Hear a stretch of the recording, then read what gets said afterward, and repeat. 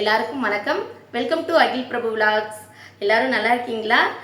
இந்த வீடியோவில் என்ன பார்க்க போகிறோம் அப்படின்னா ஒரு யூஸ்ஃபுல்லான வீடியோ தான் பார்க்க போகிறோம். கண்டிப்பாக நம்ம தெரிஞ்சு வச்சுருக்கணும். நிறைய பேருக்கு கண்டிப்பாக தெரிஞ்சிருக்கும். இப்போல்லாம் சில பேருக்கு தெரியாமல் இருக்கலாம். இந்த கோல்டு லோனை பற்றி தான் அந்த வீடியோவில் பார்க்க போகிறோம். கோல்டு லோனை பற்றி எனக்கு ஸ்டார்டிங்லலாம் ஒன்றும் தெரியாது. போவேன் நகை வைக்கணும் அப்படின்னா ஸ்டார்டிங்கில் நகையும் வச்சதில்லை. நம்ம சொல்லியிருந்திருப்பேன். நான் லேண்டு வாங்கினதே ஃபுல்லாக நகையை இது பண்ணி தான் அப்படின்னு சொல்லி வீடியோவில் நான் முன்னாடி போட்ட வீடியோலலாம் சொல்லியிருந்திருப்பேன். அப்போ நான் ஸ்டார்டிங்கில் கல்யாணத்துக்கு அப்புறம் நகை வைக்க போனது நகை அதாவது கோல்டு லோன் வாங்க போனது நம்ம லேண்டு வாங்குறதுக்கு தான். லேண்டு வாங்கும் போது பார்த்தா நம்மளோட இன்வெஸ்ட்மெண்ட் எல்லாமே நான் கோல்டில் தான் போட்டிருந்திருப்பேன் ஸ்டார்டிங்கில். மற்றபடி வேறு இதில் எனக்கு வேறு ஸ்கீம் அந்த மாதிரிலாம் நான் போட்டதில்லை. அப்போ தெரியல எனக்கு. ஸ்டார்டிங்கில் சேவ் பண்ணணும்னு நான் நினச்சதுக்கப்புறம் நான் பண்ண முதல் பிளான் கோல்டு சீட்டு போடுறது, கோல்டு லோன் தான் சொல்லியிருந்திருப்பேன். ஸோ நம்ம லைஃபுக்காக ஒரு ஃபியூச்சர் பிளான் இடம் வாங்குறது இப்படி ரெடி பண்ணும் போது நம்ம எதில் இன்வெஸ்ட்மெண்ட் பண்ணியிருக்கோமோ அதுலேருந்து தானே நம்ம அமௌண்ட் எடுக்க முடியும். நான் நகையெல்லாம் கோல்டு சீட்டு போட்டு எடுத்து சேவ் பண்ணிக்கிட்டேன், நகையெல்லாம் வச்சுருக்கேன், அதெல்லாம் போடுறதுக்கு அழகுக்கு மட்டும்தான் நினைக்க முடியாது இல்லையா? அப்போ நம்மளும் ஃபியூச்சர் பிளான் லேண்ட் வாங்கணும் அப்படின்னு சொல்லி முடிவு பண்ணும் போது நம்மளுக்கு முதல்ல கை கொடுத்தது நகை தான். கோல்டு லோன் பண்ணி தான் நம்ம லேண்டுக்குள்ள அமௌண்ட்டெல்லாம் ரெடி பண்ணேன் ஸ்டார்டிங்கில். அதை நான் ஏற்கனவே சொல்லியிருந்திருப்பேன். இப்போ அந்த கோல்டு லோனை பற்றி தான் பார்க்க போகிறோம். நானும் அப்படி தான் அந்த டைம்லலாம் போகும்போது எத்தனை பர்சன்ட்டு எவ்வளவு அப்படிலாம் கேட்குறதே இல்லை. நகையை வச்சோமா அதோட அந்த வருஷம் முடிய போகும்போது அந்த கோல்டு லோன் டேட் முடியும் இல்லையா? அப்போது நகை போய் மீட்டோமா, அமௌண்ட்டை கட்டினோமா, நான் நகையை மீட்ட முடியாட்டி திரும்ப அந்த ரினியூவல் பண்ணி அப்படியே வச்சோமா, அப்படி தான் போயிட்டு இருந்தது. என்னோட இதில் நான் மோஸ்ட்லி SBI அல்லது IOB, இந்தியன் ஓவர்சீஸ் பேங்க் சொல்லுவோம் இல்லையா? அந்த ரெண்டில் தான் அக்கௌண்ட் நான் மெயின்டைன் பண்ணிக்கிட்டு இருக்கிறது. ஸோ கோல்டு லோன் வைக்கிறதுல எத்தனை டைப் இருக்குது, அதுலேயும் அந்த டைப்பில் எத்தனை பர்சன்ட் இன்ட்ரெஸ்ட் போடுறாங்க அப்படிங்கிறத இந்த வீடியோவில் பார்க்கலாம். கோல்டு லோனில் அக்ரிங்கிற ஒரு இது போயிட்டுருக்கும், நான் அக்ரிங்கிறது ஒன்று போயிட்டுருக்கும். இப்போ அக்ரி அப்படின்னா நம்ம விவசாய இடம் இது மாதிரி இருக்கும் இல்லையா? அதில் பட்டா பத்தோன்னு சொல்லிட்டு இருக்கும். அந்த பட்டாவை வச்சு நம்ம நகையை வைக்கிறது தான் அக்ரியில் வைக்கிறது. இப்போ அப்படி சொந்த விவசாய இடம் எதுவும் இல்லை அப்படின்னா நம்ம நான் அக்ரியில் நார்மலாக எல்லோரும் வச்சுட்டு இருந்திருப்போம் தெரியும். இந்த அக்ரியை பற்றி நம்ம பெருசாக கேட்டுக்கிறதில்ல. கிராம சைடெல்லாம் நல்லா அக்ரியை யூஸ் பண்ணிக்கிறாங்க. ஏன்னா அவங்களுக்கு முதன்மை தொழிலே விவசாயமாக தான் இருக்கும். கண்டிப்பாக ஒரு சின்ன இடமாவது இருக்காதையா இருக்கும். சின்ன இடம் வச்சுருப்பாங்க. ஸோ அதை யூஸ் பண்ணி அக்ரியை யூஸ் பண்ணிக்கிறலாம். இப்போ எனக்கெல்லாம் பார்த்தீங்கன்னா அப்பா பேரில் தான் விவசாய இடம் எல்லாம் இருக்குதுங்க இல்லையா? எங்கள் பேரில் விவசாய இடம் எதுவும் இல்லை. அப்போனா அக்ரியில் வைக்க முடியுமா அப்படின்னா அக்ரியில் வைக்கலாம். அது எப்படி வைக்கலான்னு சொல்கிறேன். அதுக்கு நான் லேண்டு வாங்கும் போது நான் சொல்கிறது 5-6 வருஷத்துக்கு முன்னாடி இடம் வாங்கணும் இல்லையா? அப்போது பார்த்தா நம்ம பேரில் விவசாய இடம் இல்லை. நம்மளுக்கு பல்கான ஒரு பெரிய அமௌண்ட் நம்ம கோல்டுலேருந்து லேண்டுக்கு கொடுக்கறதுக்காக அமௌண்ட் எடுக்கிறோம். ஸோ நார்மலில் வச்சா வட்டி அதிகமாகுமோ அப்படின்னு நினச்சிக்கிட்டு தான் அப்பா பேரில் தான் என்னோட நகையெல்லாம் கொடுத்து அக்ரியில் வச்சுருந்தோம். அந்த ஒரு 5-6 வருஷத்துக்கு முன்னாடி லேண்ட் வாங்குறதுக்கு. அப்போது பார்த்தீங்கன்னா எவ்வளோ பர்சன்ட் நார்மல் கோல்டு லோனுக்கும் அக்ரிக்கும் போயிட்டு இருந்ததுன்னா ஒரு 5 வருஷத்துக்கு முன்னாடி ஒரு 8.5% நான் அக்ரி, அதாவது சும்மா நம்ம நார்மலாக போய் எல்லாரும் வைப்போம் இல்லையா? அதுக்கும் அக்ரியில் வைக்கிறதுக்கு 8.1. பெருசாக டிஃப்ரெண்ட் கிடையாது ரெண்டுக்கும். இல்லை பெருசாக நம்மளுக்கு லாபம் கிடையாது. ஆனால் என்னன்னா ரிட்டர்ன் அமௌண்ட் ஒரு 3% நம்ம அந்த 1 இயரில் நகையை நகையை நம்ம திருப்புறோம் அப்படின்னா ஒரு 3% நம்மளுக்கு ரிட்டர்ன் அமௌண்ட் கிடைக்கும். அப்போனா ஒரு 8.1னா அதில் 3% மைனஸ் பண்ணிக்கிறீங்களேன். இதுதான் அக்ரிக்கு போயிட்டு இருந்தது. நம்மளுக்கு எதுக்கு 5-6 வருஷத்துக்கு முன்னாடி உள்ள அந்த இது. இப்போ கரண்டில் கோல்டு லோன் எவ்வளோ போயிட்டுருக்கு அப்படின்னா அக்ரிக்கு 7% தான் இன்ட்ரெஸ்ட்டு. நான் அக்ரிக்கு கிட்டத்தட்ட 9%. முன்னாடிலாம் நான் 5 வருஷத்துக்கு முன்னாடி அக்ரிக்கும் நார்மலுக்கும் ரொம்ப டிஃப்ரெண்ட் கிடையாது. ஒரு 8.1 8.5 இப்படி தான் இருந்தது. ஆனால் இப்போ பார்த்தா அக்ரிக்கு இப்போ நான் ரீசெண்டாக நகை வைக்க போகும்போது தான் அதை கவனித்தேன். அக்ரிக்கு 7% இன்ட்ரெஸ்ட்டு. நான் அக்ரிக்கு 9ங்கிறது மினிமம் 9.75% வரைக்கும் சில பேங்க்ல கொடுக்குறாங்க. நான் சொல்கிறது நம்மளோட நகையை வச்சுருந்தா IOBனால ஒரு 9% normal loan gold loan plus agri 7% போயிட்டு இருக்குது. இப்போ ஒரு எக்ஸாம்பிள் எடுத்துக்கிறீங்களா? ஒரு 1 லட்சத்துக்கு நம்ம நகையை அடகு வைக்க போகிறோம் அப்படின்னா அக்ரியில் வச்சோம் அப்படின்னா வருஷத்துக்கு 7%னா 1 லட்சத்துக்கு இன்ட்டு 7% சொல்லி போட்டோம்னா வருஷத்துக்கு 7,000 ரூபாய். 7,000 ரூபாய். அதே நம்ம இந்த ஒரு வருஷத்துக்குள்ள மீட்டுட்டோம் அப்படின்னா வந்து 3% வந்து நம்மளுக்கு ரிட்டர்ன் அமௌண்ட் வந்து வந்துடும். அப்போ பார்த்தீங்கன்னா ஒரு 7%ல் வந்து 3% நம்மளுக்கு ரிட்டர்ன் கிடைச்சிரும் அப்படின்னா வந்து ஒரு 4% தான் அக்ரிக்கு வருது. இதே நம்ம நார்மல் கோல்டு லோனில் வந்து 9% போயிட்டுருக்கு இப்போ. அதாவது நார்மல் கோல்டு லோனுக்கு வந்து நம்மளுக்கு வந்து ரிட்டர்ன் எதுவும் கிடைக்காது, அக்ரிக்கு மட்டும்தான் உண்டு. அட போங்கப்பா, அக்ரியில் வைக்கிறதுக்கு வந்து அது பட்டா கேட்பாங்க, 10 கேட்பாங்க, இதெல்லாம் நம்ம யார் ரெடி பண்ணுறது, நம்ம பேர்லலாம் இடம் இல்லை அப்படின்னு நினைக்கிறவங்க கண்டிப்பாக வந்து பேங்க் போனீங்கன்னா கேட்டு பாருங்கள். சில பேங்க்கில் வந்து அவங்களே சொல்லுவாங்க. இது மாதிரி வந்து அக்ரியில் வந்து ஒரு ஆப்ஷன் ஒன்று இருக்குது. என்னென்னா நம்மளுக்கு இடம் எதுவுமே இல்லாட்டியும் மினிமம் அமௌண்ட் 2 லட்சம் வரைக்கும் நம்ம வந்து ஆதார் கார்டு இது மாதிரி நம்மளோட ப்ரூஃப் ஏதாவது கொடுத்துட்டு வந்து அக்ரியில் வச்சுக்கலாம். இடம் இருக்கணும்னு இது இல்லை, ஆனால் அது மினிமம் நான் சொல்கிறது 2 லட்சம் வரைக்கும் தான் வச்சுக்க முடியும். அதாவது சொந்தமாக இடம் இல்லாதவங்க அக்ரி கோல்டு லோனில் போகணும் அப்படின்னு நினச்சா நம்ம 2 லட்சம் வந்து வச்சுக்கலாம். இதை வந்து சில பேங்க்கில் வந்து நம்ம நகை அடகு வைக்க போகிறோம் அப்படின்னா வந்து சில பேங்க்கில் சொல்லுவாங்க இந்த மாதிரி இருக்குன்னு. சில பேங்க்கில் மோஸ்ட்லி வந்து சொல்கிறது இல்லைன்னு தான் நினைக்கிறேன், சொல்ல மாட்டாங்க. நம்ம போனோடனே நகை வைக்கணும் அப்படின்னு சொன்னால் வந்து நார்மல் கோல்டு லோன்லேயே வச்சுருவாங்க.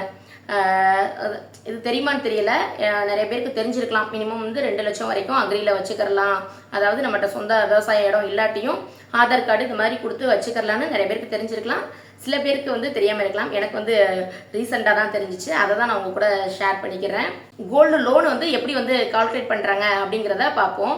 கோல்டு லோன் எப்படி கால்குலேட் பண்ணுறாங்க அப்படின்னா வந்து இப்போ நான் கோல்டு ரேட் 1 கிராம் எவ்வளோ போயிட்டுருக்கோ அதுலேருந்து ஒரு 70% தான் வந்து நம்மளுக்கு வந்து கிடைக்கும் அமௌண்ட். அதாவது நம்ம நகையை வந்து அடகு வச்சோம்னா நம்மளுக்கு கிடைக்கக்கூடிய அமௌண்ட்டு அன்னைக்கு ரேட்லேருந்து ஒரு 70%, அதை விடவும் கம்மியாக கொடுக்கலாம்.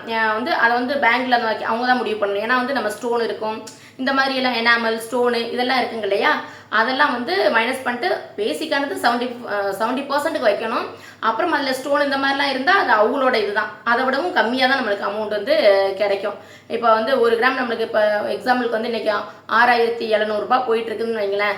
நம்மளுக்கு எவ்வளோ அமௌண்ட் கிடைக்குன்னா ஒரு 4,600, 600லேருந்து கம்மியாக தான் கிடைக்கும். ஏன்னா அதில் ஸ்டோன் இதெல்லாம் இருக்கிறாங்க, அதில் மைனஸ் பண்ணிவிட்டு 4,600க்கும் கீழே தான் கிடைக்கும்.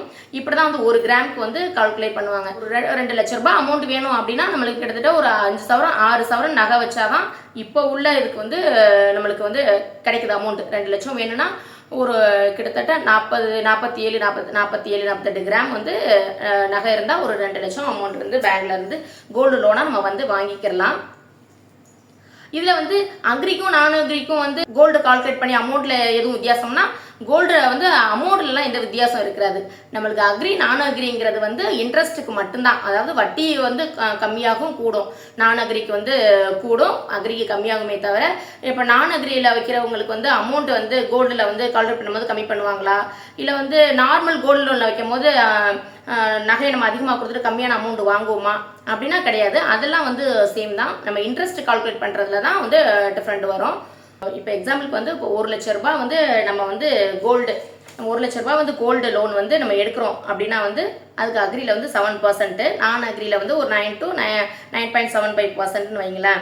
இப்போ 1 லட்சத்துக்கு வந்து 7%, 1 லட்சத்துக்கு 7%னா அப்போ வருஷத்துக்கு நம்ம 1 லட்சத்துக்கு நம்ம பேங்க்குக்கு கட்ட வேண்டிய வட்டி வந்து ஒரு 7,000 ரூபாய் வரும். அப்போ வந்து பர் மந்த்துக்கு எவ்வளோனா அது தெரியும், 7,000 டிவைட் பை 12 மந்த்துக்கு போட்டோம்னா 1 மந்தோட நம்மளுக்கு வட்டி கிடைச்சிடும். ஒரு 585 ரூபாய் பர் மந்த் வரும். அந்த 7%லேருந்தும் ஒரு 3% வந்து நம்மளுக்கு ரிட்டர்ன் வந்து அமௌண்ட் வந்துடும். ரிட்டர்ன் வந்துன்னா ஒரு 7%னா ரிட்டர்ன் வந்து நம்மளுக்கு 3% வந்துடும். அப்போ வந்து வட்டி வந்து இயர்லி ஒரு 4% தான் நம்ம கட்டுறோம் அக்ரியில் வச்சா. இதே வந்து நம்ம நார்மல் கோல்டு லோனில் வச்சோம்னா நம்ம 9% வந்து கட்டுறோம், ரிட்டர்ன் அமௌண்ட்டெல்லாம் எதுவும் கிடையாது. இதே மாதிரி தான் 1 லட்சத்துக்கு 7% 7,000. இதே நார்மல் கோல்டு லோனா 9%னா 9,000 வரும். அப்போ 9,000 டிவைட் பை 12ன்னு சொல்லி போட்டோம்னா பர் மந்த்துக்குள்ள இன்ட்ரெஸ்ட்டு, அதாவது நான் சொல்கிறது 1 லட்சத்துக்கு பர் மந்த்துக்கு எவ்வளோன்னு கிடைச்சிரும். இப்படி தான் அவங்க வந்து கோல்டு லோன் வந்து கால்குலேட் பண்ணுறது. இது மாதிரி யாருக்கு வந்து அக்ரியில் வந்து சொத்து, அதாவது விவசாய இடம் இருந்தால் தான் அக்ரியில் வைக்க முடியும், இல்லாட்டி வைக்க முடியாது அப்படின்னு யாருக்காவது தெரியாமல் இருந்தால் இதில் தெரிஞ்சுக்கோங்க. 2 லட்சம் வரைக்கும் மினிமம் அமௌண்ட்டு வந்து நம்ம அக்ரியில் வந்து விவசாய இடம் இல்லாட்டியும் நம்ம ஆதார் கார்டு மாதிரி ப்ரூஃப் கொடுத்து வச்சுக்கலாம். பேங்க்கில் சொல்லாட்டியும் நீங்களே கேட்டு பாருங்க, சொல்லுவாங்க. அந்த இடம் வாங்கணும் இல்லையா, அப்போது மட்டும் தான் நான் அக்ரி யூஸ் பண்ணியிருக்கேன். அதுக்கப்புறம் நான் யூஸ் பண்ணதே கிடையாது. நம்ம அதுக்கப்புறம்னா அதுதான் அந்த இடம் வாங்கும்போது தான் பெரிய அமௌண்ட் எடுத்ததுனால அப்போல்லாம் ஒன்றுமே புரியாது. விவசாய இடம் இருந்தால் வட்டி கம்மியா, நார்மலாக போனால் வட்டி கூடவா அப்படின்னு நினச்சிக்கிட்டே வந்து அப்பா அதை வச்சுருந்தோம். அப்புறம் எனக்கு வந்து அப்பாவை கூட்டிகிட்டு போகிற மாதிரி வந்து செட் ஆகலை. நம்ம பேரில் வச்சுக்கிட்டா நான் வந்து இப்போ நெட் பேங்கிங்லேயே வந்து இன்ட்ரெஸ்ட் எல்லாம் கட்டிக்கிற மாதிரி இருக்குதா. ஸோ நம்மளுக்கு வந்து அப்பா இருந்தால் கூட்டிகிட்டு போகணுமேங்கிறக்காக அதுக்கப்புறம்லாம் என் பேர்லேயே நான் வச்சுட்டு வந்தேன். அதுக்கப்புறம் இப்போ தான் வந்து எனக்கே தெரியும் ஒரு 2 லட்சம் வரைக்கும் அக்ரியில் வச்சுக்கிறலாம் அப்படின்னு. அதுக்கப்புறம் இப்போ தான் வந்து அக்ரியில் வச்சேன். அதை தான் உங்களை ஷேர் பண்ணேன். இதே வந்து எல்லா பேங்க்லேயும் இப்படி தானா, மோஸ்ட்லி கிட்டத்தட்ட எல்லா பேங்க்லேயுமே இதே மாதிரி தான் நான் சொல்கிறது. ஐஓபி, எஸ்பிஐ, இதே கோல்டு இன்ட்ரெஸ்ட் வந்து இதே மாதிரி தான் கால்குலேட் பண்ணுறாங்க. அப்புறம் நகையை வச்சுருந்தீங்கன்னா நான்லாம் எப்படின்னா வந்து அந்த வருஷம் அந்த இயர் கொடுப்பாங்க இல்லையா, 12 மந்த் அந்த டைம் கொடுப்பாங்க இல்லையா, அது முடியும் போது தான் கட்டுவேன். மந்த்லி வந்து கட்டுற பழக்கமே கிடையாது. ஆனால் வந்து மந்த்லி வந்து கட்டுற பழக்கம் ரொம்ப நல்லது. இனிமேல் வந்து கண்டிப்பாக அதை ஃபாலோ பண்ணணும்னு தான் நானும் இருக்கிறேன். ஏன்னா வந்து மந்த்லி வந்து இப்போ தான் மொத்தமாக வந்து நம்ம வந்து 1 லட்சத்துக்கு 7,000னா 2 லட்சம் வச்சுருக்கோன்னா 14,000, 2 லட்சத்துக்கு 14,000, 3 லட்சம் வச்சுன்னா 21,000, வட்டி மட்டும் 21,000 போகுதே அப்படிங்கிற மாதிரி வந்து ஃபீல் ஆகும். ஆனால் நம்ம மந்த்லி கட்டிட்டோம்னு வைங்களேன், 1 லட்சத்துக்கு 585 ரூபா. அப்போ வந்து ஒரு 3 லட்சம் வச்சுருந்தோம், 2 லட்சம் வச்சுருந்தோம்னா 2 லட்சத்துக்குனே நினச்சிப்போமே, ஒரு 1000 1200 ரூபாயில் மந்த்லி வந்து ஒரு செலவு மாதிரி ஓடிடும். ஆனால் நம்ம மொத்தமாக கட்டும்போது ஐயோ வட்டி 14,000 வந்துருச்சு, 21,000 வந்துருச்சுன்னு மனசு ரொம்ப ஃபீல் ஆகும். நம்ம மொத்த அமௌண்ட்டை வந்து பார்க்க மாட்டோம், நம்ம வட்டி நம்மகிட்ட இருந்து எவ்வளோ போகுது அதை தானே நினைப்போம். நம்ம 2 லட்சம் வாங்கியிருக்கோம் அதில் எவ்வளோ கட்டுறோம் அப்படின்னு நினைக்க மாட்டோம் இல்லையா. அதனால் மந்த்லி வந்து முடிஞ்ச அளவுக்கு வந்து மந்த்லி கட்டினா ஒரு சின்ன அமௌண்ட்டாக 555 ரூபா, 1100, 1200ன்னு சொல்லி போயிடும். மந்த்லி வந்து கட்டுறது நல்லது. இப்போ வந்து இப்போ வெளியூரில் இருக்கவங்க, எங்களை மாதிரி வந்து வெளிநாட்டில் இருக்கிறவங்க, அவங்களாம் வந்து பேங்குக்கு போய் தான் கட்டணும்னு அவசியம் இல்லை.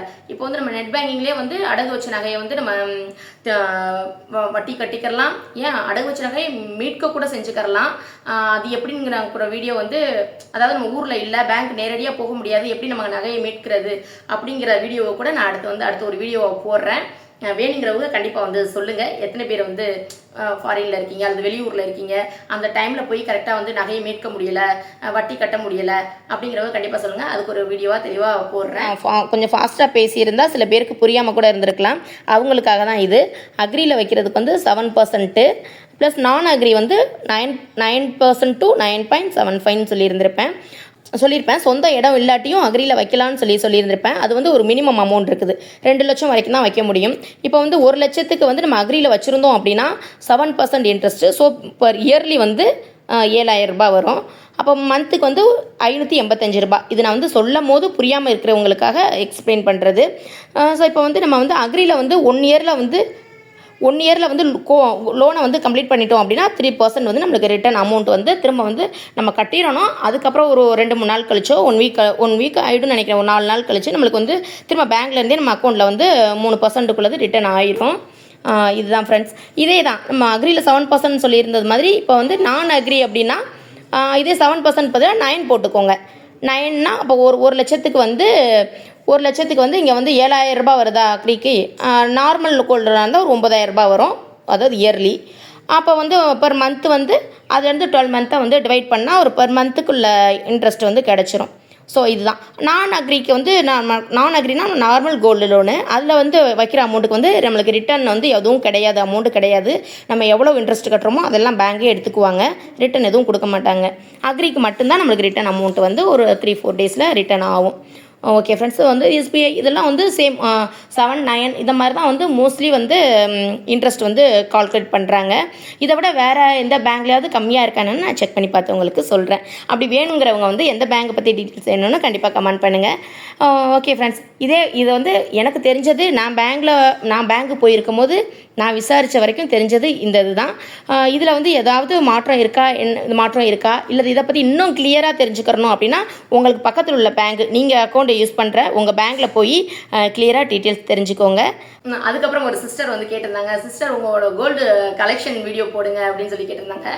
என்னோட இப்போதைக்கு கையில் வச்சுருக்கிறது நான் கொஞ்சம் தான் வச்சுருந்தேன், ஊரில் போயிருக்கும்போது கொஞ்சம் தான் கையில் இருந்தது. ஸோ வந்து நம்ம கொஞ்சம் இப்போ வீட்டுக்காகவும் கொஞ்சம் வச்சுருக்கோம் இல்லையா, அதனால வந்து கோல்டு கலெக்ஷன் போட்டால் ஒரு கொஞ்சத்தை போடலாம். ஏன்னா வந்து அந்த கொஞ்சமாவது நம்மகிட்ட இருக்குது அப்படின்னு கடவுளுக்கு தான் நன்றி சொல்லணும். ஸோ வந்து அது கூட வந்து இல்லாமல் கஷ்டப்படுறவங்க நிறைய பேர் இருக்காங்க இல்லையா. அதனால் நான் கொஞ்சோன்னு சொல்லலை. இப்போதைக்கு பர்சனலாக வந்து கோல்டு கலெக்ஷன் நகை வீடியோ போடுறதுக்கு எனக்கு பர்சனலாக வந்து அதில் இன்ட்ரெஸ்ட் இல்லை சிஸ்டர். ஃப்யூச்சரில் வந்து போடலாம் அப்படிங்கிற ஒரு கான்ஃபிடென்ட்டு அது வந்துச்சுன்னா கண்டிப்பாக நான் வந்து உங்கள்கிட்ட வந்து கோல்டு கலெக்ஷன் வீடியோ காமிக்கிறேன், போடுறேன். அப்புறம் கூடிய சீக்கிரம் நம்ம வீட்டுக்காக வச்சுருக்க நகையும் மீட்டுருவோம் இல்லையா, மீட்டதுக்கப்புறம் சேர்த்து கூட போடலாம். அப்போது போடணும்னு தோணுச்சுன்னா கண்டிப்பாக நான் போடுறேன், தப்பாக எடுத்துக்கிறாதீங்க. அந்த சிஸ்டரே 2 டைம் வந்து கமெண்ட் பண்ணியிருந்தாங்க 2 வீடியோவில், உங்கள் கோல்டு கலெக்ஷன் வீடியோ போடுங்க, அதை எப்படி சேவ் பண்ணேங்கிற வீடியோ வேணால் நான் கண்டிப்பாக ஷேர் பண்ணிக்கிறேன், போடுறேன். அதுவும் நான் சொல்லியிருக்கேன் ஏற்கனவே வீடியோவில் உங்கள்கிட்ட சொல்லியிருக்கிறது தான்.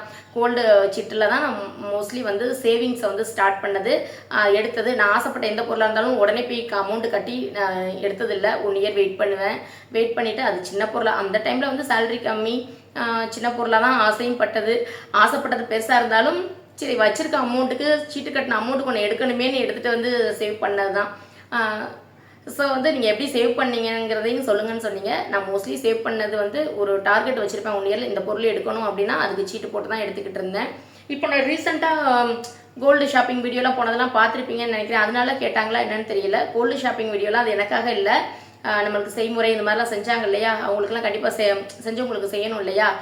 அப்புறம் மாமா அத்தைங்கிற முறையில் வந்து அவங்க நாத்தனார் உங்களுக்குலாம் செய்யணும் இல்லையா, அந்த மாதிரி உள்ள எடுத்ததான். அது நம்ம எவ்வளோ கஷ்டப்பட்டாலும் சிரமப்பட்டாலும் சிலதெல்லாம் செய்கிறத கண்டிப்பாக செஞ்சு ஆகணுங்கிறது இருக்குது இல்லையா, அதுக்காக எடுத்ததான். ஒருவேளை நான் அந்த வீடியோ பார்த்துட்டு தான் சிஸ்டர் வந்து 2 இதில் கேட்டாங்கன்னு நினைக்கிறேன், உங்களுக்கு நிறையா வச்சுருப்பேன் அப்படின்னு சொல்லிட்டு. அவங்க சொன்னது வந்து அந்த செயினை காமிச்சு இதை எப்படி சேவ் பண்ணீங்க, இதை எப்படி சேவ் பண்ணீங்கன்னு சொல்லுங்கன்னு. ஏன்னா மோஸ்ட்லி வந்து வீட்டில் கொடுப்பாங்க இல்லையா, வீட்டில் கொடுத்த நகையும் அதில் இருக்குதான், வீட்டில் கொடுத்தது இருக்குது. அப்புறம் ஹஸ்பண்ட் நானும் எடுத்தது வந்து சீட்டு போட்டு சேவ் பண்ணது தான்.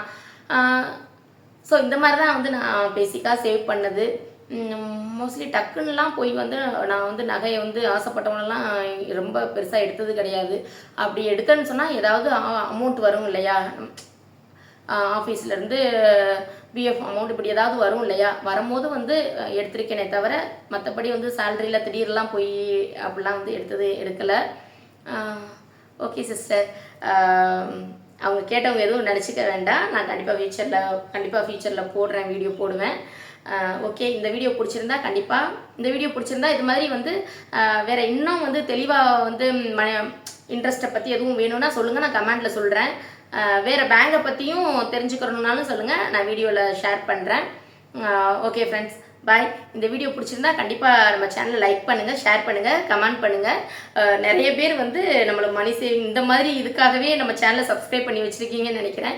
வேணா விளாக் வீடியோ போட்டால் அந்தளவு பார்க்குறது கிடையாது. என்னை பிடிச்சிருந்தா கண்டிப்பாக நம்ம ஃபேமிலியில் வந்து ஜாயின் பண்ணிக்கோங்க, பாருங்கள். இன்னும் நீங்கள் நினச்ச மாதிரி வீடியோ அடிக்கடி நம்ம இதில் வரும். இவ்வளோ நாள் ஊரில் இருந்ததுனால வந்து எதையும் பிளான் பண்ண முடியல, போட முடியல. இனிமேல் வந்து வீடியோ வந்து கண்டினியூஸாக வரும்.